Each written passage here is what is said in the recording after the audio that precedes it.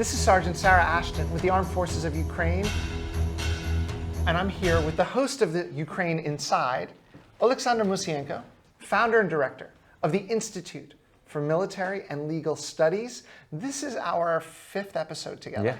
Yeah. We are continuing to advance. Talk to us about Urojane. Yeah, and do you remember I told about Urojane previously and about Staromlinivka? I think the Staromlinivka will be the next city that will be liberated, and I can tell that I have some inside information from... Let's talk about your prediction. Yeah. This morning I announced officially, thanks to ZSU's reports, that we are advancing in the south of Urojane. Yeah. Tell us what that means, because I only left it very vague and open, but you seem to have a prediction. So I want you to get into why you are suggesting where the next liberation will take place. Yeah, that's after when we liberated Staromayorsk. That's very important village, and Urojane located on the left bank of the river Mokry Yely. And if we will look on the map, Urojane located here on the left bank and Staromayorsk on the right bank, yes? And that was important because when our forces were in Staromayorsk, Russian forces, they used their artillery and tanks to just shooting on our forces, our positions in Staromayorsk. So that's very important. Now we clean this and we liberate this village. We will be there, and then from these two banks of the river, we will move forward to the southern direction, to the Staromlinivka. And what I need to say is that I have some inside information that we are fighting right now. Are we allowed to have this on my show? Your show? We're on your show, we're not on my show. Yeah, I'm just that's just my point of view. Okay, so there you have that will be my point of view. Great. The next will be Staromlinivka. And that's very important because when we will take and when we will liberate Staromlinivka, that means that we will have some highlands there, and we will put our artillery there, and we will have some space and moving forward. So Russians, they will moving back probably even to the outskirts of Mariupol. That's very important. You just mentioned Mariupol. Yeah. This is the road to Mariupol. This is the road to the sea. Yeah. You're suggesting that soon enough, no timetable. Do you have a timetable of when we may achieve the highlands that you were mentioning? No, I don't have, because it depends from the situation on the battlefield. Different could happen, but I think that we will do this. We have forces, and I think that with the help from our Western partners, because we are coordinate this, I think, because probably you saw photo of the our chief commander, General Zaluzhny, with General Kavoli, General Radakin, and so on. So we are coordinate this, and we are doing this together. So I think that we will have success there, and I think that it will be right now for us. That will be the main success, because it could open the road to Mariupol for us. But we need to understand that it depends from the situation on the battlefield, and Russians still has some power there, and we need to destroy their positions defensive, and I think that we will have success. I want to talk about Russian power for a moment. Yeah. Russian power in the military sense means trying to steal microchips from toasters and microchips from television sets, I guess, because we're hearing that they're building rockets. Dishwashers and such. Yeah. They're building rockets that have been manufactured in April. Yeah. How much firepower are the Russians able to produce? Are they able to produce enough to continue this war for some time? Yeah, unfortunately, yes. They have some power, yes, they have some power, and they can produce missiles, they can produce artillery still, they can produce, of course, not so much that used to be before sanctions, yes, and before full-scale invasion to Ukraine. But they can. They still have some power, and that was great idea to impose different sanctions against Russians. That's really helpful and really helpful for... So sanctions are working? Yeah, sanctions are working. That's the first point we need to understand. But what we need to understand also that Russia continue to find some different ways how to import to Russia different elements, different chips, and some equipment that they need and that they are using for producing missiles and different types of weapons. That's the second point. So they continue to find in different countries, from Southeastern Asia, from Middle East. Probably I think that even maybe something from China. Yes, they continue, and they, they're trying to hide this, like we are moving this and we are export this to Russia for a civil, yes, for civil people, for ordinary people. You mentioned before our technical problems, you mentioned about dishwashers, you mentioned about TV, laptops, and so on. So they're trying to hide. Because why? Because some elements that you are using for producing laptops or dishwashers or something else, you can use this in producing of weapons, especially weapons like drones, missiles, and so on. So we need to block this, and we are, from Ukrainian government, from our side, we are continuing to work with our colleagues. I'm going to cut you off. I want the audience to really absorb what you just said. I was listening to you, but it also it hurts. It hurts that Russia takes everything civilian and turns it into a weapon of war. They take civilians and they conscript them. We've lost 20,000 people due to Russian enslavement conscription just in one town in Donetsk Oblast. We found this information out today. 20,000 Ukrainians were killed because of Russian actions. They take dishwashers, they take everything that should just be normal life and they use it for war. No one knows the Russian mind better than Ukrainians. Why are they so intent on war? I think that's because of neo-imperialistic minds there, because they looking, they don't want, unfortunately, they don't want living like ordinary people somewhere in Western Europe or somewhere. They are thinking about aggression, about wars, and they are thinking, look, in the 21st century, they have in their minds opinions like in the 19th century, because they are thinking about expansion, territorial. Yes, no one in our times are not thinking about territorial Ukraine expansion. Especially. Ukraine wants its 1991 borders and nothing else. Nothing else. Look on the Europe. Yes. They don't have any territorial disputes. But we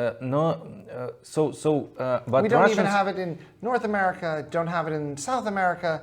Truly, Russia is leading the way, as you just put it, in neo-imperialistic, colonialistic. Yeah, neo-imperialistic, colonialistic, and that's the main problem, yes. And people around the world, they need to understand. And because when some people asking me, why Russians continue attack Ukrainian civil houses, buildings, infrastructures, and so on, because they are looking on Ukrainians and they are thinking, and Russian government thinking, we will have a good example, a better example how people can live in, how people can live in if they are moving to cooperation with Europe, with the West, and so on and so on. So let's just destroy them, and we will have different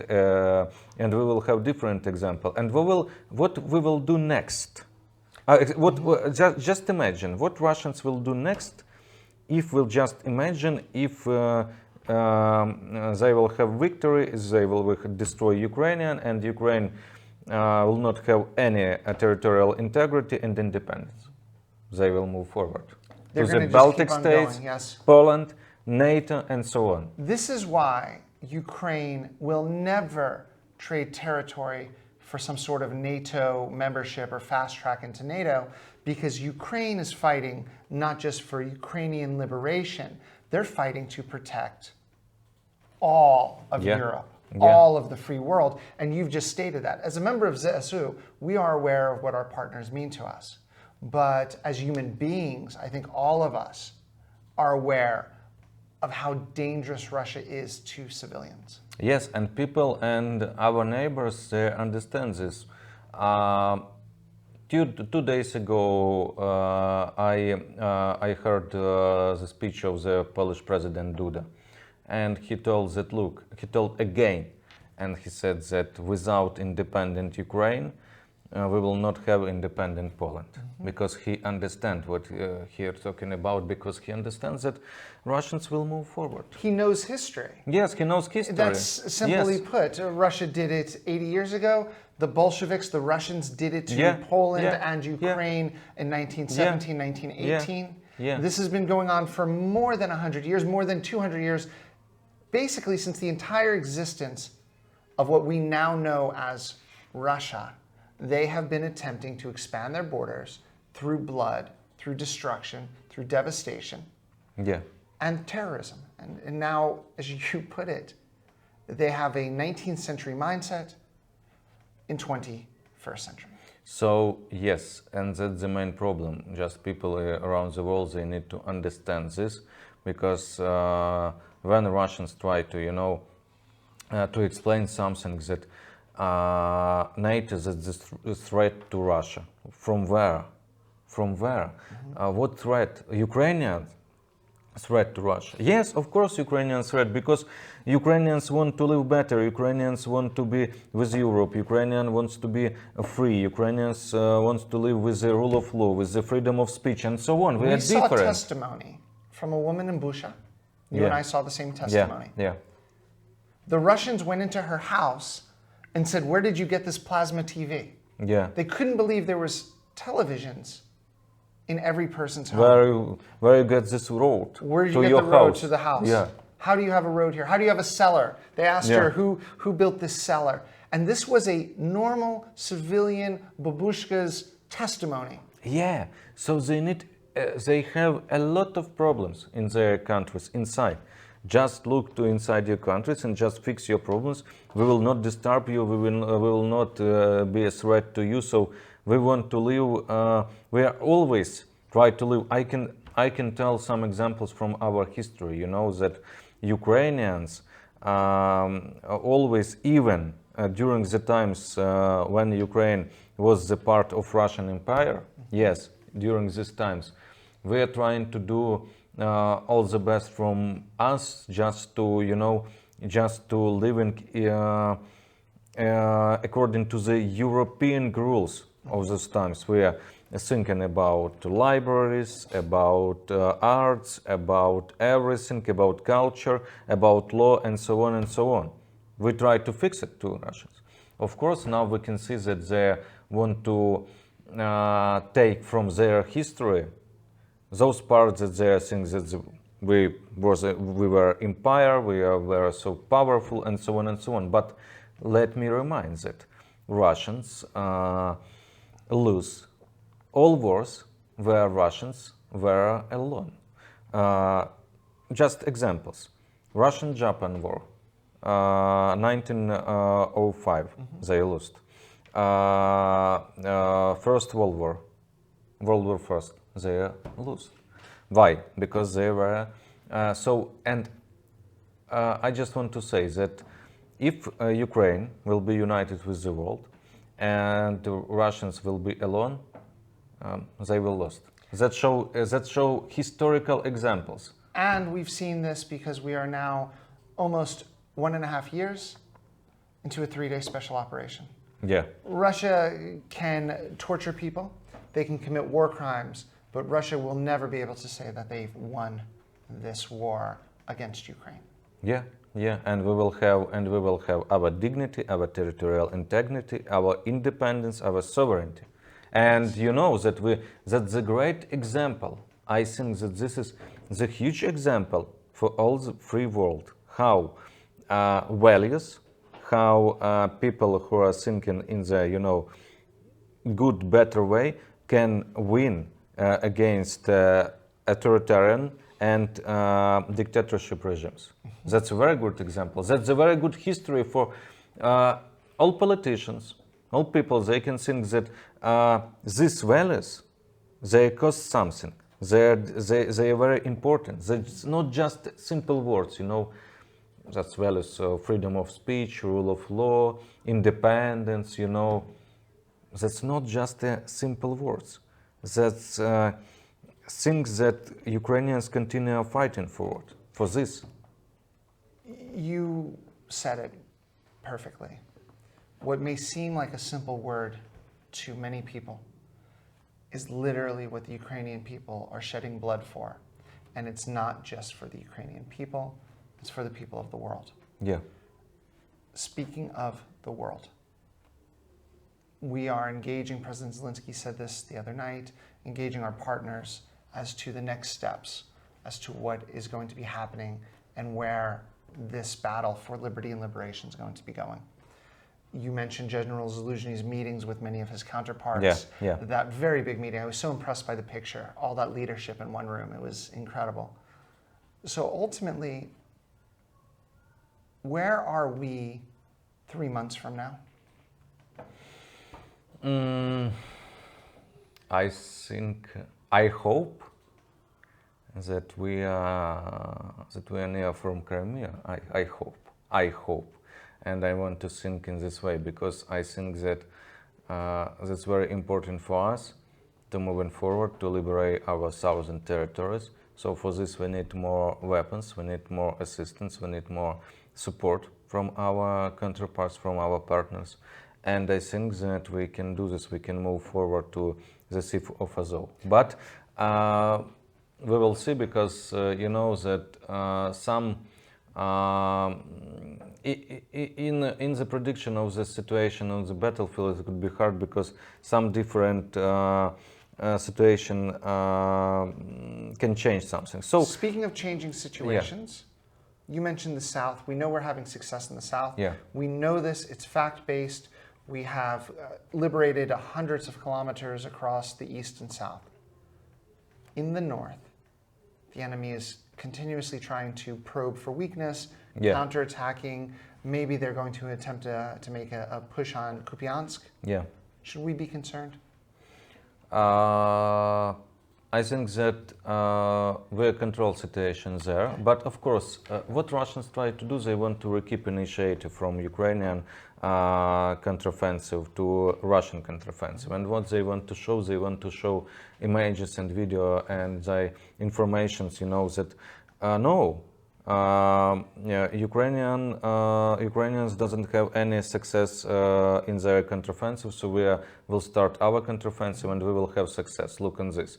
So and Ukrainians will be success. Yes, we have, but they are thinking that look, we will show this, and everyone will believe that Ukrainian defeated. They are thinking like this, and I think that of course Russians has some chances there to move forward because they have a lot of forces there.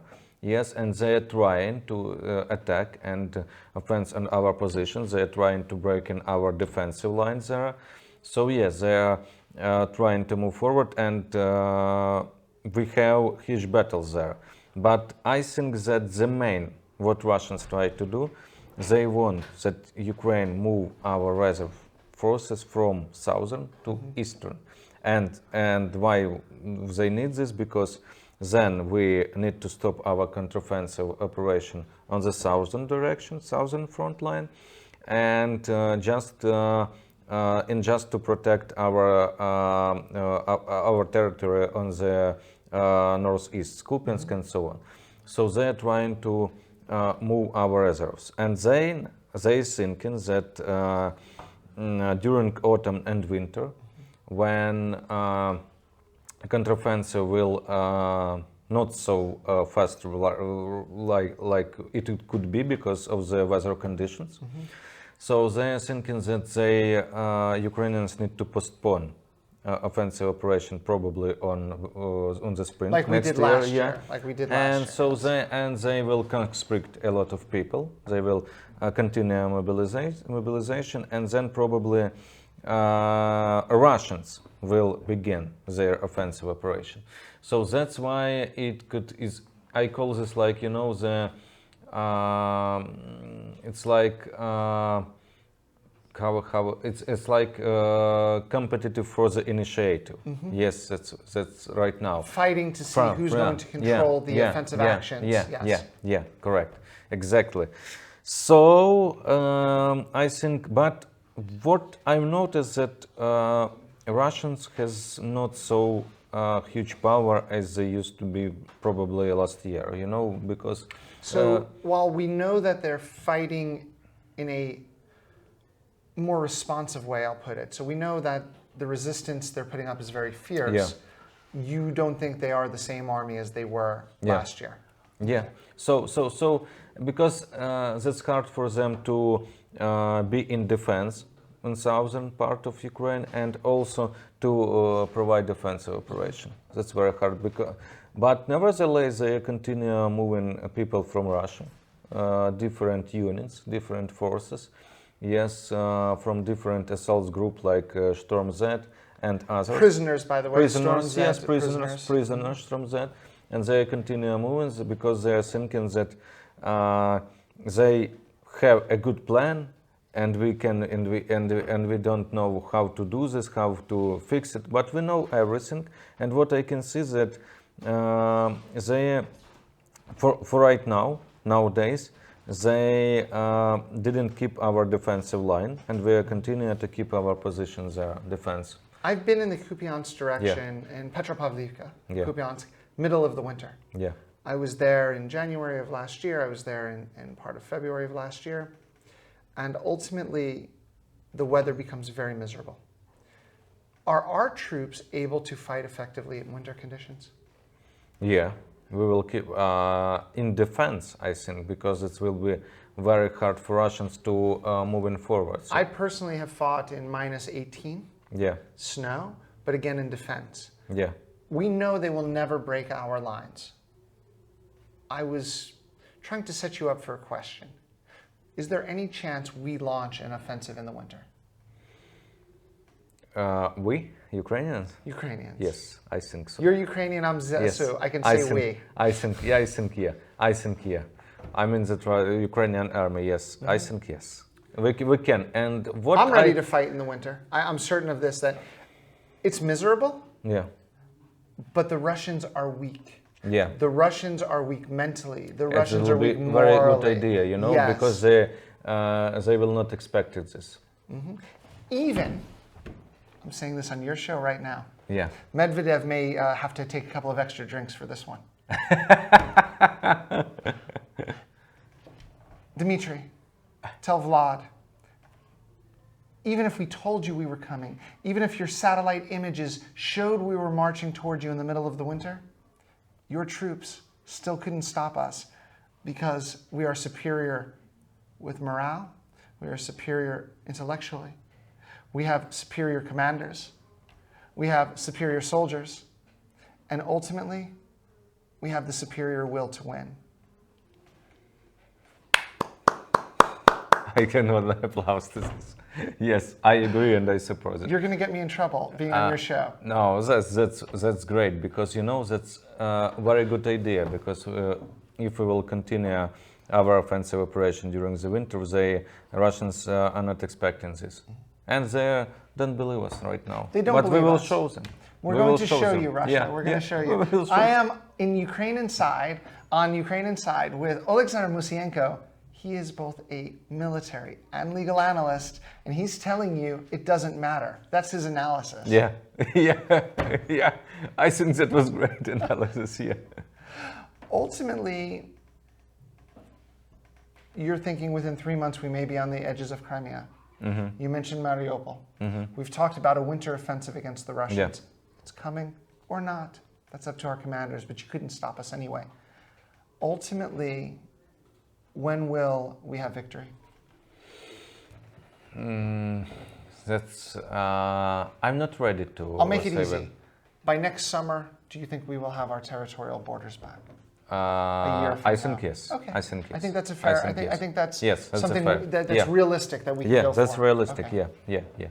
That's a realistic prediction, and I think that it also depends from the supporting from our partners. It's very important to have assistance and support in equipment and weapons and artillery missiles. We are waiting Taurus missile from Germany. That's very important. You've been talking also about for this all day. Yes. I was thanking some visitors from France. Some visitors from France were here before the show. Yeah. I was thanking them for the And with Scout some missiles. Marseillaise.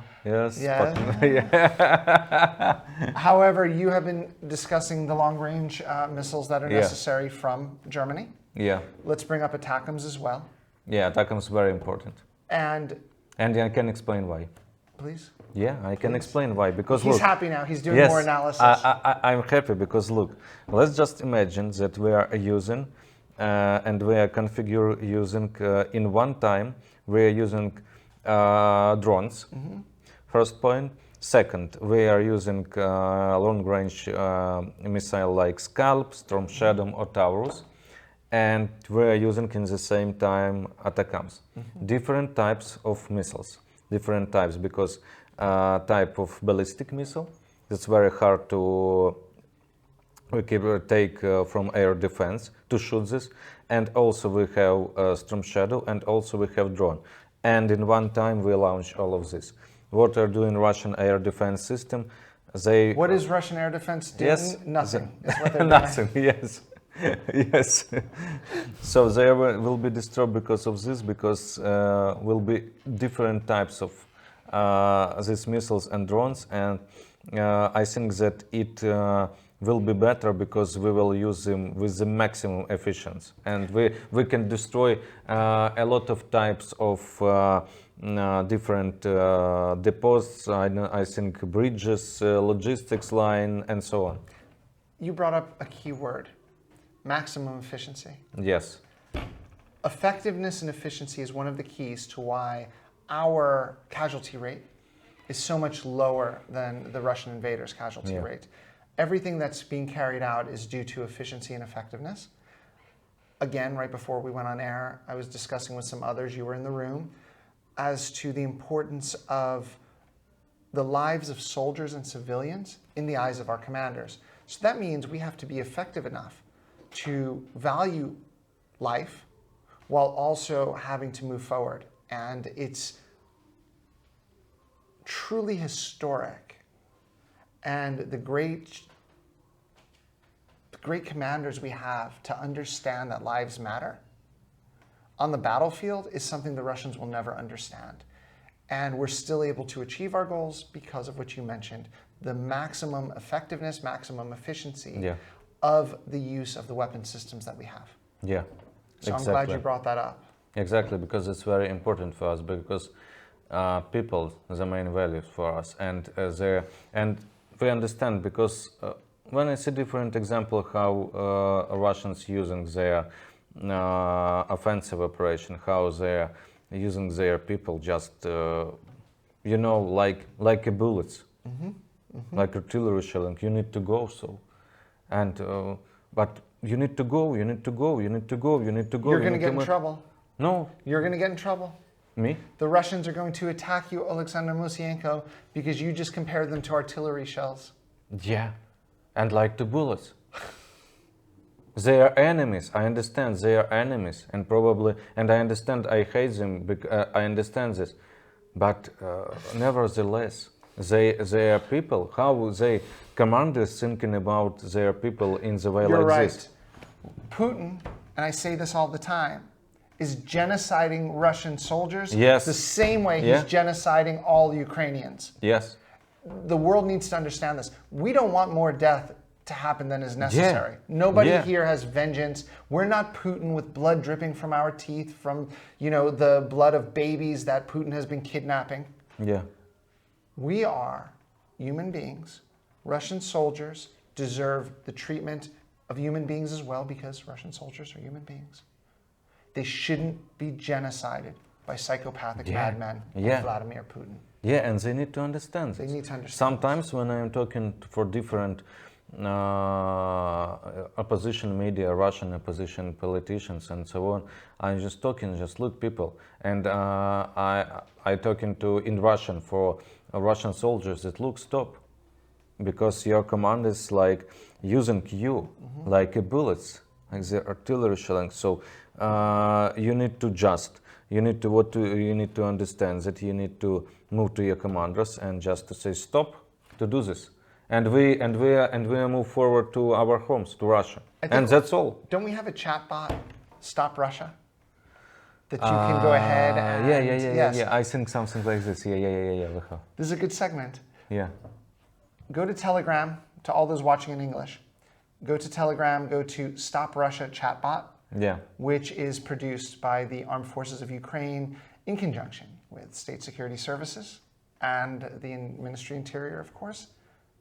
And let them understand that you know where Russian missiles are. If you have OSINT, if you have the ability to discuss with friends as to what's happening in the temporarily occupied territories, go on the Stop Russia chatbot and let the command know that Russia will never be able to escape the eyes of freedom. Yeah. That's what it is. The eyes of freedom. Yes. So they need to, and what they need to understand that if they will stop this, because they have power, Russian army, they have power to stop this, just to stop this and just to tell, look, we want to stop this, we want to move to our homes, to our family, and so on, and this war will stop. And they can change something in their country.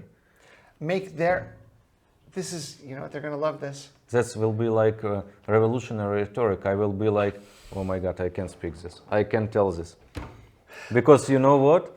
In Russian history was the similar example. You know what I mean? 1917. Yes. And I can say, because I think I can say this because I almost confident that from Russians, some Russians are looking for us and watching. Yes, they are thinking, yeah, from FSB and so on. Yeah. So I can say that Putin afraid a lot 1917. And Putin is thinking back to 1917. Yes, he is thinking because he understands that means that he will lose his power. Yes, he will not be president anymore. And what? Putin and what will happens? Not be president anymore. Yes, and what happens in 1917? Bolsheviks, they made a revolution. And who were the main part of this revolution? The main part of this revolution power? Soldiers and sailors from Russian Empire Army. And now could be this, the same. Rise up against Vlad Putin and continue and carry out, without the communism, because communism's awful, carry out the revolution started in 1917. That's why I didn't speak about Lenin. Well, that's why I said that communism's awful. We hate communism here. We hate fascism here on the show. Yeah. We love freedom. Yeah. Liberty, liberation, all those words that we love. But we don't love anything quite as much as the thought of Vlad Putin being deposed by his own people. Yeah. And then somehow being smuggled to Ukraine. Yeah. And that will be, that will be very good for Russians when they understand this, and then when they move to the Kremlin, when they move to St. Petersburg and somewhere and just say, look, that's enough. We need to stop this. Do you think you think FSB is watching? Probably. Yes, I think so.